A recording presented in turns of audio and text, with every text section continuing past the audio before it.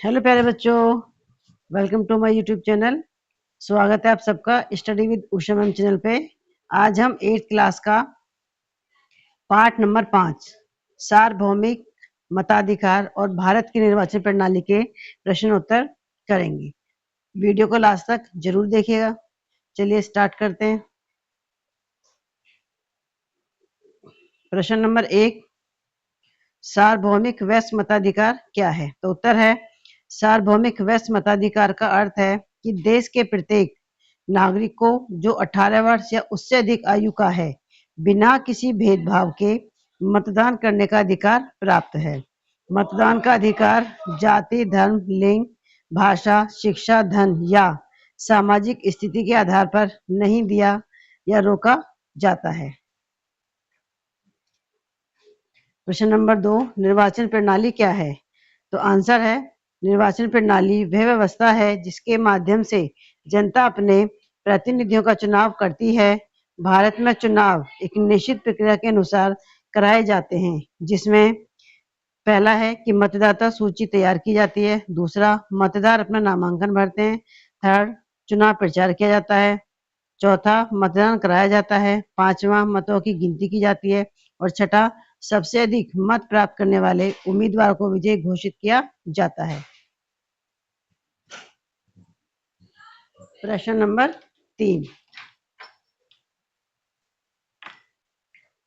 भारत की निर्वाचन प्रणाली कैसे कार्य करती है? तो उत्तर है, भारत में चुनावों का संचालन भारत निर्वाचन आयोग द्वारा किया जाता है। भारत की निर्वाचन प्रणाली निम्न प्रकार से कार्य करती है। पहला, देश को विभिन्न निर्वाचन क्षेत्रों में बांटा जाता है। दूसरा, प्रत्येक निर्वाचन क्षेत्र के मतदाताओं की मतदाता सूची तैयार की जाती है। तीसरा, राजनीतिक दल और स्वतंत्र उम्मीदवार चुनाव में भाग लेते हैं। चौथा, उम्मीदवारों द्वारा नामांकन पत्र भरे जाते हैं।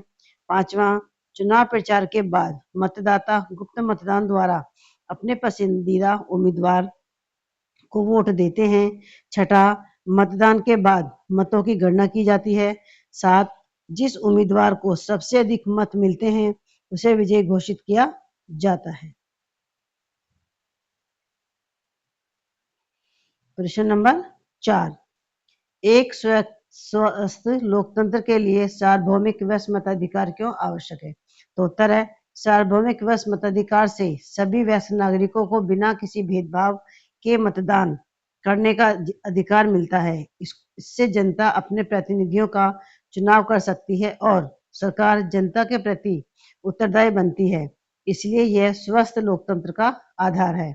प्रश्न नंबर 5, गुप्त मतदान का क्या अर्थ है? यह लोकतंत्र में क्यों महत्वपूर्ण है? तो उत्तर है, गुप्त मतदान का अर्थ है कि मतदाता किस उम्मीदवार को वोट देता है यह बात गुप्त रखी जाती है।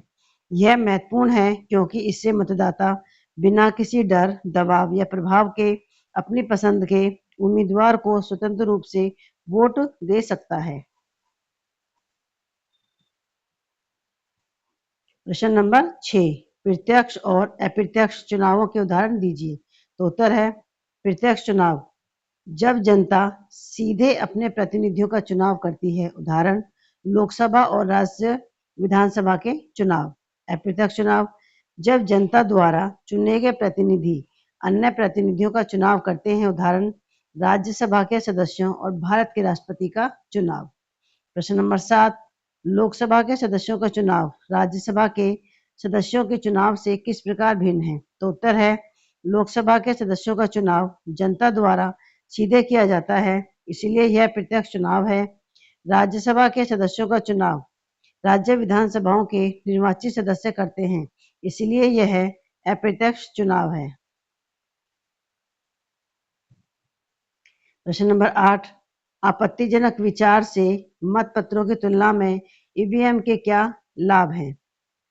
उत्तर है, ईवीएम के लाभ निम्नलिखित हैं। पहला, मतदान की प्रक्रिया तेज और सरल होती है। दूसरा, मतों की गिनती जल्दी होती है। तीसरा, मतपत्रों की छपाई में होने वाला खर्च कम होता है।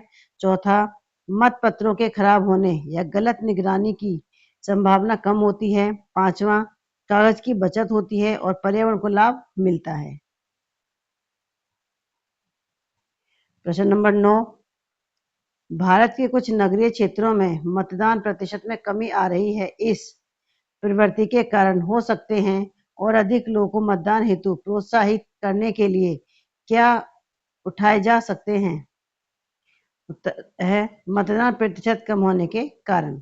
पहला है लोगों में राजनीतिक उदासीनता होना। दूसरा, मतदान के महत्व की जानकारी का अभाव। तीसरा, काम या अन्य कारणों से मतदान केंद्र तक न पहुंच पाना। चौथा, यह सोच कि एक वोट से कोई अंतर नहीं पड़ेगा।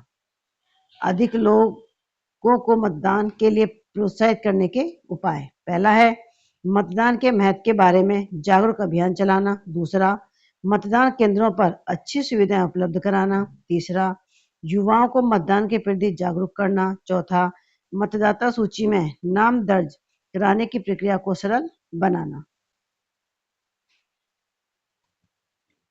प्रश्न नंबर 10, आपके विचार में लोकसभा की कुछ सीटें अनुसूचित जातियों और अनुसूचित जनजातियों के लिए आरक्षित क्यों होती हैं? एक संक्षिप्त टिप्पणी लिखिए। तो उत्तर है अनुसूचित जातियों और अनुसूचित जनजातियों को समाज में लंबे समय तक भेदभाव और असमानता का सामना करना पड़ा।